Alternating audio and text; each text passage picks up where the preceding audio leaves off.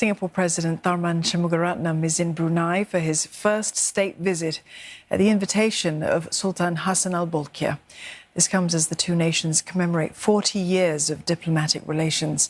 President Tharman is set to receive a ceremonial welcome and will visit Singapore Armed Forces personnel who are training there.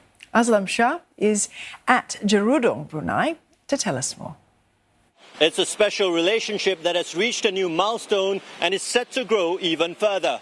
Close ties between leaders of both sides were first established between the late Mr. Lee Kuan Yew and the Seri Begawan, father of the current Sultan. Mr. Tharman was accompanied by Mrs. Jane Itogi Shanmugaratnam and a delegation that includes National Development Minister Desmond Lee and Minister in the Prime Minister's Office, Dr. Maliki Osman. They were received by several Brunei ministers, including Finance Minister Amin Liu. Economic cooperation between the two countries is strong. In 2022, Singapore was Brunei's fourth largest trading partner in goods. They have also recently cooperated in emerging areas such as climate change, renewable energy and digital connectivity. Cooperation in other areas like defence and finance has lasted several decades. One of the long-term agreements between Singapore and Brunei is the currency interchangeability agreement that dates back to 1967. Now, it essentially means that one Singapore dollar is always recognized as one Brunei dollar here. Everywhere in Brunei, including here at this restaurant, I can use my Singapore notes to make a smooth purchase. The agreement has helped facilitate trade and investment flows between the nations. Brunei and Singapore are the two smallest countries in ASEAN, and both are heavily dependent on external trade. The empathy is there because we are both small states.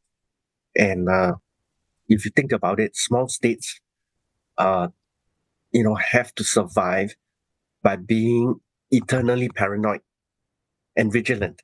And this is where there are unquantifiable aspects to this special friendship.